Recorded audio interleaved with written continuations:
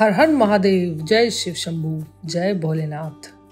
दोस्तों, सावन की आज मैं कुछ महत्वपूर्ण बातें आपको बताऊंगी। वो जाननी भी बहुत ज़रूरी है क्योंकि हम भोलेनाथ की पूजा करते हैं, आराधना करते हैं। सावन के महीने में भोलेनाथ को पूजते हैं और उनके बारिश के मौसम का मज़ा लेते हैं। तो हमें ये जानना आवश्यक है कि ये जो महीना चल रहा है सावन का, ये इतना शुभ क्यों है। इस महीने में भगवान भोलेनाथ इतने प्रसन्न होते हैं अपने भक्तों से क्योंकि भक्त भी पूरा लीन होकर भोलेनाथ को प्रसन्न करते हैं। ये हम सब आजकल देख ही रहे हैं कि ये महीना पूरा ऐसा लगता है कि हर जगह भोलेनाथ की कृपा बरस रही है और आशीर्वाद बरस रहा है। तो शुरुआत मैं करती हूँ। सावन के एक दिन पहले मैंने सोचा, मेरे घर में शिव परिवार, भगवान भोलेनाथ की तस्वीर तो है लेकिन पूरा शिव परिवार नहीं था, तो मैंने शिव परिवार खरीदा सावन की शुरुआत से एक दिन पहले और मैंने उनको सोमवार को ही व्रत रखा। सावन की शुरुआत अपने भोलेनाथ के परिवार को अपने घर में विराजमान कराया और उनकी अच्छे से पूजा आराधना की।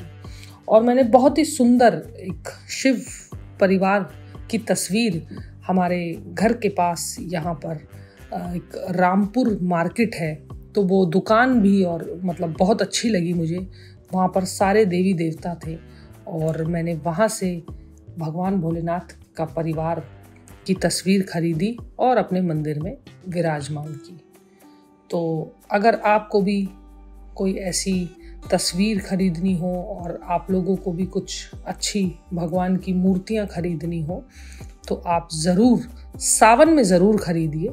और मैं अभी फ़ोटो भी आपको शेयर करूंगी कि मैंने ये मूर्ति कहाँ से ली। तो अगर आपको भी ऐसा लगे कि आपको सावन में नई मूर्तियाँ लेनी है या कोई भी देवी देवता आपको चाहिए तो आप वहाँ पर जाकर ज़रूर लेकर आ सकते हैं।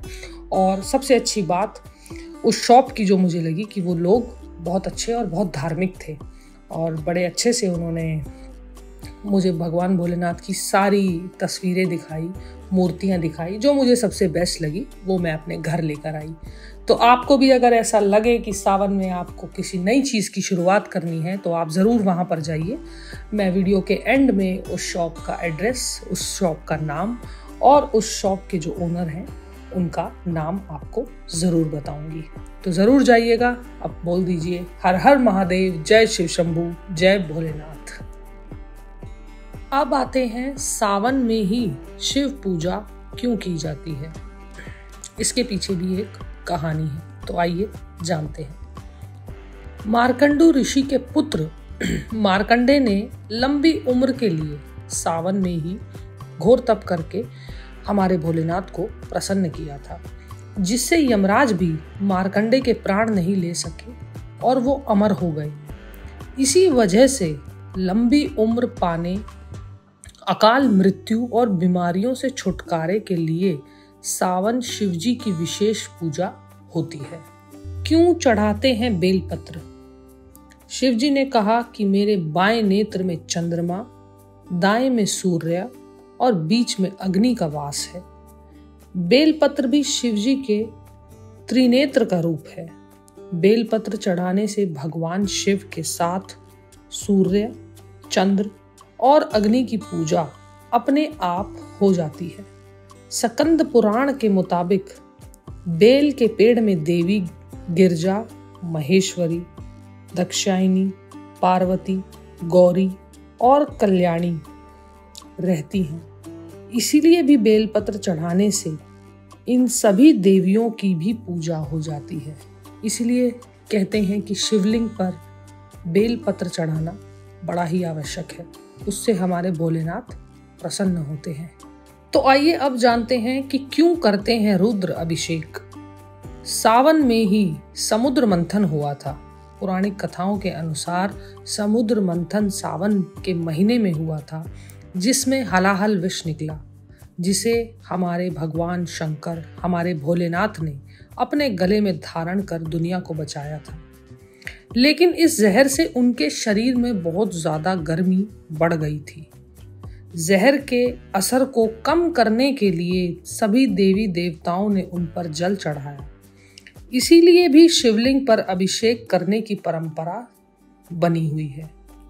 अब एक और आखिरी और सबसे महत्वपूर्ण चीज मैं आपको बताती हूँ, वो भी जानना जरूरी है हमारे लिए कि हमारे भोलेनाथ को भस्म क्यों चढ़ाते हैं या लगाते हैं पूजा के दौरान।